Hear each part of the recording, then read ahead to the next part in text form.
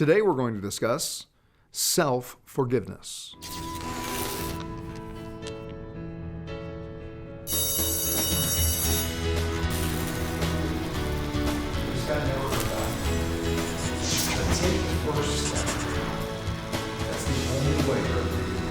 In last week's episode, we talked about how to forgive. And we thought a good follow-up would be self-forgiveness. I think that's a big hurdle that many people have. I know that I did.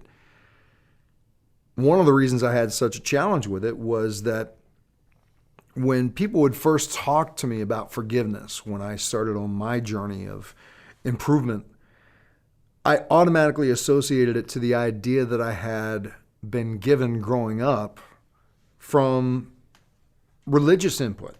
That was forgiveness was something that you had to ask for, earn, and then be granted by someone or something outside of yourself.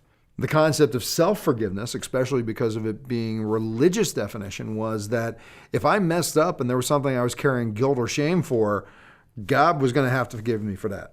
I still needed to earn that external acknowledgement that it was okay.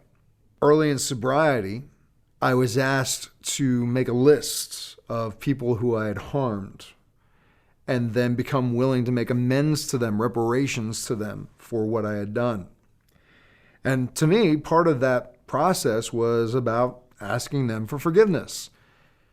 With my old definition, that was a very scary process for me, because sometimes you would approach these people and apologize for what you'd done, and they would grant you that forgiveness. And other times they wouldn't. They would be angry.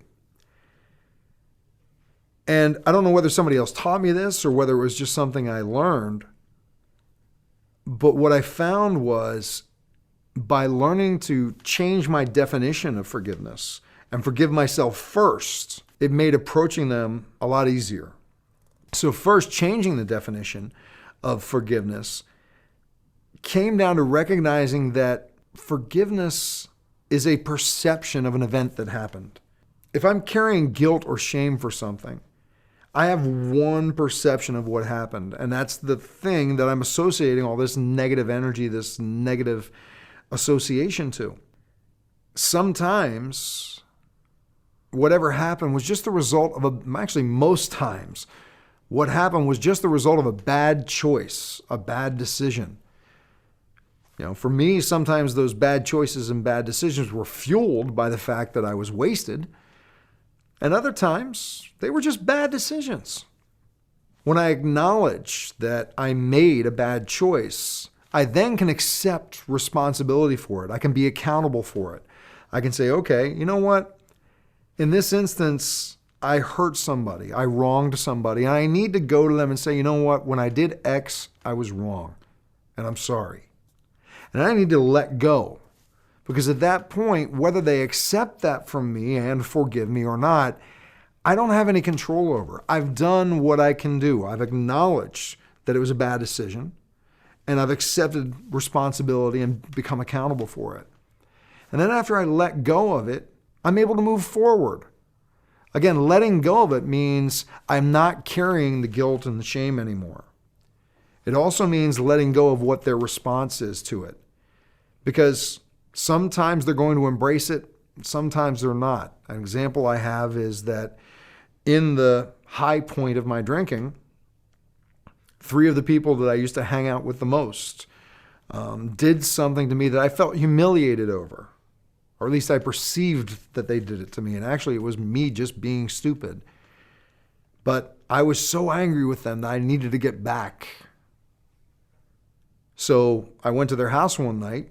They were all living together. And I slashed the tires on all 3 of their cars. And then I took off. I left the state, actually. About 6 years into my sobriety, I finally got up the courage to tell them, to make amends. And I had 3 very different experiences. The very first person that I went to, I told him what I had done, and he kind of laughed it off. He told me he already knew it. He had kind of figured that part out. And he accepted the money that I gave him to pay for the tires. Second guy that I went to was actually much more compassionate, much more forgiving. And I kind of thought he would be the one that would really freak out on me the most. He told me that he was happy that I had finally gotten to that point to recognize I had a problem and make some changes. He was also happy that I was man enough to come to him and to tell him what I had done. And he didn't want to accept the money to pay for the tires, but I told him, it was part of what I needed to do. This is what I had to do for myself to move forward.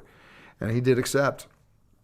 And the third one, who I thought actually would be the easiest because it was my cousin and we did a lot of crazy and stupid stuff together. I thought he would understand. Didn't. He freaked out on me. I was verbally attacked and at some points felt I was going to be physically attacked. And if I would have still had that old belief system about what forgiveness was, I'd still be carrying the guilt and the shame for that stupid act today. But with this new definition, with this new approach to forgiveness and self-forgiveness, I was actually able to let it go and realize he had every right to be angry. Whether he forgave me or not did not affect me letting go and moving forward. So what I'd like to ask you to do is to take a look at your life. Now, maybe the thing that you need to forgive yourself for has nothing to do with another person. Maybe it has to do with yourself. And I mean that in the sense of a commitment that you've broken to yourself, a goal that you set for yourself that you not only didn't achieve, you did something totally counter to achieving it. As an example, a diet, and you went off the diet, or you were quitting smoking and you started smoking again. And I know for me, I tried to quit smoking many, many times. And when I would start smoking again, I would beat myself up. You have to forgive yourself for that, because the choices that you made in the past are not going to determine who you become in the future unless you allow them to. So again, think of something that you feel shame or guilt for, that you need to forgive yourself for. And first off, acknowledge it was simply a bad decision. Whatever the stimulus was, it was just a bad choice. Secondly, accept accountability for it. If there's something that you need to do to make amends for it, whether it's to somebody else or even to yourself, accept that responsibility. Third, let it go. Just let it go. You have the choice of whether you're going to carry that guilt and that shame forward from here, or you can say, you know what, enough. It was a bad choice. I'm standing up. I'm being accountable. Let's go forward. And that's the fourth step. Fourth step is to move forward. Become who you desire to be, who you deserve to be. The only way you can do that is through self-forgiveness. So I look forward to hearing the results that you get, the way you apply this. Maybe you can share some other approaches to self-forgiveness that I can use or I can share with others. Look forward to your feedback. I look forward to connecting soon. Take care. For a transcription of the video you just watched, more videos, and related articles, visit yourdailylifecoach.com. To comment on this video, select Discussion Forums on any page of our website.